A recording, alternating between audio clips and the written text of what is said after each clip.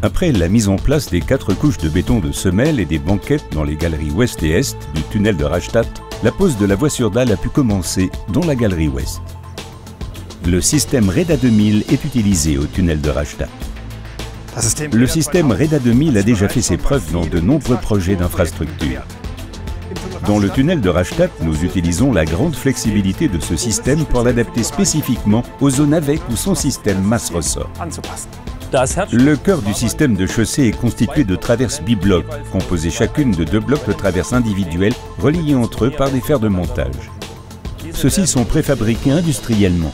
Cela garantit une qualité de béton optimale et une précision maximale. Les rails longs ont été livrés sur le chantier par train dans le respect de l'environnement. Une place de montage a été aménagée dans le bac de la galerie ouest pour l'assemblage des travées de voie de 120 mètres de long. Pour le montage d'un étrier de voie, environ 180 traverses biblocs sont d'abord positionnées à l'aide d'une pelleteuse sur une voie auxiliaire de montage à des distances correctes. Ensuite, 2 excavatrices soulèvent manuellement les 2 rails longs sur le système de fixation des rails et alignent les pinces de serrage. Les pelleteuses circulent alors sur une voie logistique temporaire parallèle. Les boulons des traverses sont serrés à l'aide d'une aide mécanique et les rails sont ainsi fixés sur les traverses. Dès que l'étrier de voie est entièrement monté, le train de pose, composé de 10 châssis et de 10 vérins hydrauliques, est tiré sur la nouvelle section de voie à l'aide d'une pelle rail-route via une rampe de liaison. L'excavatrice et les châssis redescendent sur la voie existante à l'autre extrémité de la travée de la voie via une rampe de liaison. Les 10 vérins hydrauliques de la voie, occupés chacun par un ouvrier, se répartissent maintenant uniformément sur l'arche de la voie.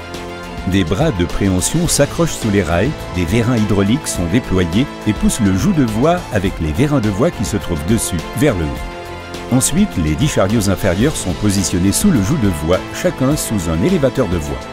Ensuite, les tampons sont à nouveau rentrés hydrauliquement. L'ensemble du joug de voie avec les criques de voie qui s'y trouvent repose maintenant sur le châssis et est poussé par l'excavateur bidirectionnel dans le tunnel vers le lieu de pose.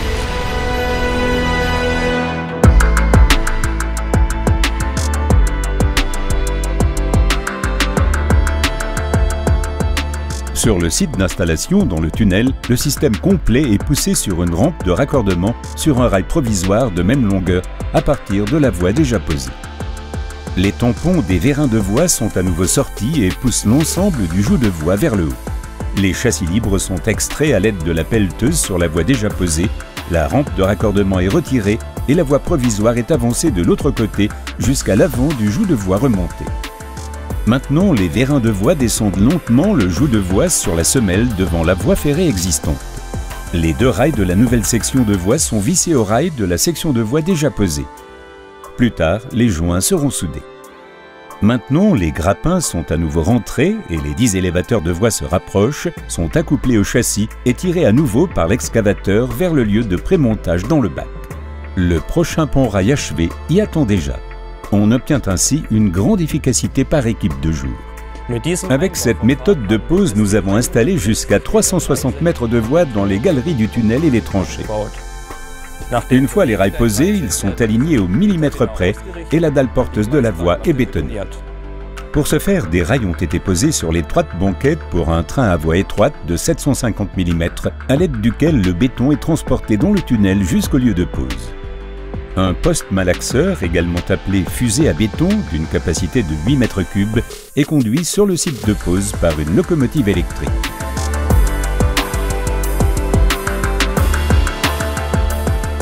Avant de couler les rails, il faut les aligner. Pour le dressage grossier, un élévateur de voie soulève les voies une à une afin de pouvoir monter des broches qui maintiennent ensuite la voie à hauteur.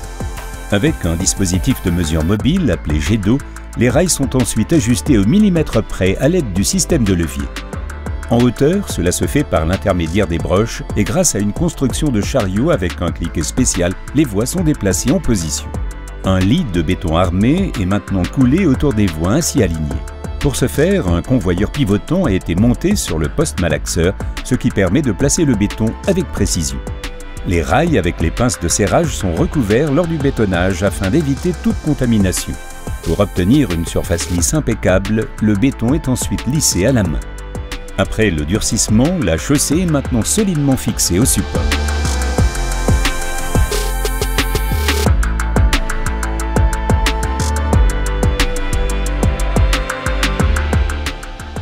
Dans les zones résidentielles en aval de la ville de Rastatt, la voie sur dalle sera équipée d'un système masse-ressort. Le système masse-ressort permet de découpler la voie sur dalle du sol du tunnel et d'atténuer les vibrations dues à la future circulation des trains.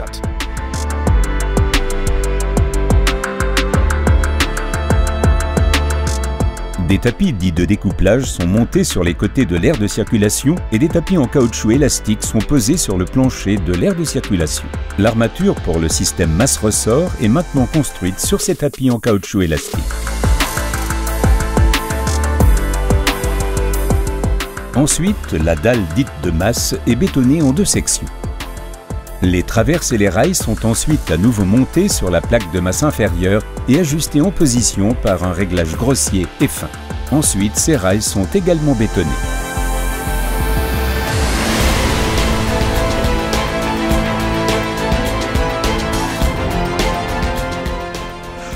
Pour finir, des dalles de béton sont posées sur les traverses biblocs. Ces dalles en béton sont praticables par les camions et les voitures jusqu'à une charge paresseuse de 10 tonnes. C'est un élément important du concept de sécurité du tunnel de Rastatt.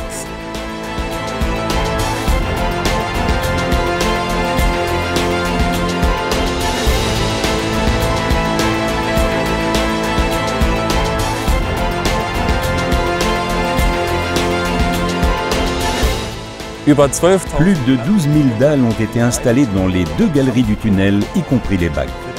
L'ensemble des travaux a nécessité environ 100 000 m3 de béton et 2000 tonnes d'armature.